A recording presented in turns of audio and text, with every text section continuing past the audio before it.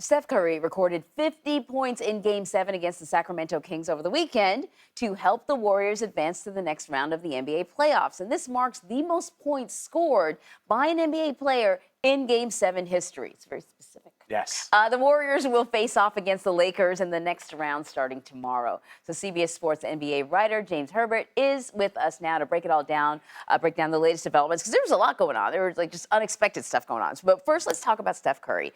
50 points, amazing. He's moving forward. Does LeBron James and the Lakers, what do they need to do to slow this guy down? Or do they have the ability 50 to? points. Yeah, I mean, it's not easy. The thing about Steph, the thing about the Warriors, the beautiful thing about the way that they play is that oftentimes when teams try to load up against him and take him out, that plays into exactly what they want to do. Like when teams just try to get Steph off the ball, take him out of the game, then that opens up easy stuff for them. He creates dunks for other guys. He creates open three-pointers for their shooters as well. So it's not really as simple as just stopping Steph. Like one of the other things they do is they hit the offensive glass really well. Like Kevon Looney played a huge role in that Game 7 victory over the Kings. This is not just the Steph show. The Lakers will obviously game plan against him. They'll pack the paint and try to stop the Warriors from getting anything easy, playing off of their non-shooters. But, you know, it is sort of a team thing. It's not just about slowing down Steph. Does it strike you that Steph Curry is, I mean, he's just getting better every year? Like it's almost as if, I mean, he hasn't even yet peaked. Yeah. Am I wrong in reading that? It's sort of an extended peak. He plays a little differently than he did, say, 5-6 years ago. Like, if you just look at him, he looks different. He is stronger now. Right. And part of that is because of the playoff battles he went through before, sometimes against LeBron James teams. Like, when they first met the Cavs in the finals, like, Cleveland's strategy was very obvious. It was going to be extremely physical with him. It was going to target him defensively. And he's improved as a defender. He's gotten stronger, so it allows him to take more contact on the offensive end. And I mean, the guy might be the best conditioned guy in the NBA. Like, he has so much energy. The way that he runs, the way that he moves off the ball, he never stops.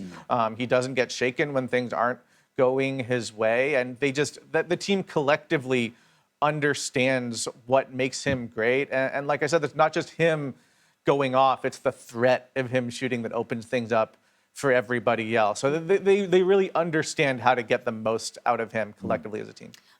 Denver Nuggets took Game 1 against the Suns. Game 2 is tonight. What did the Nuggets do well in Game 1 that they should continue doing to take Game 2? Yeah, well, ideally they would get Jamal Murray to just go off again like he did in Game 1. He's been dominant throughout these playoffs. We've seen him with huge playoff performances in postseasons past. But their offense was just humming. It wasn't just him. Nikola Jokic had a great all-around game. Murray was probably their number one option, which is not always the case, but it just kind of turned into that over the course of the game. They got great output from Aaron Gordon. And defensively, I mean, it's a really tough thing to slow down the Phoenix Suns. I mean, these are two of the best offenses in the NBA. Really, really a lot of firepower. But what Denver did was Denver forced some turnovers against Phoenix, and it dominated on the glass. Like, in a series like this with two teams that can score at will like this, oftentimes games will be decided on the margin. So the little things like turnover margin, rebounding margin, that type of thing. And in that respect, like, Denver kind of dominated. The series between Philly and Boston tips off tonight, potentially without Joel Embiid. How do you say his name? It's Joel Embiid. Embiid, right? How do you see the series shaking out?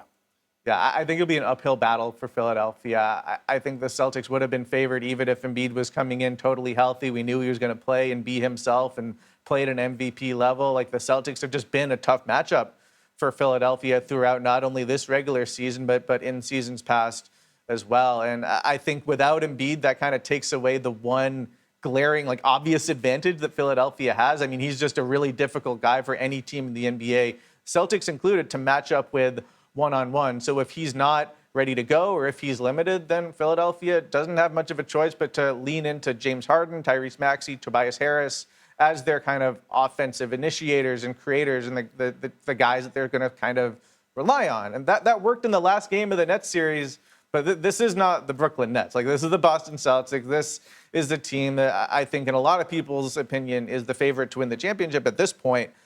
So Philadelphia is going to need all that they can get from their sort of supporting cast. And then at some point, they're going to need Embiid to be back, and not just be back, but like playing at an MVP level at the same time.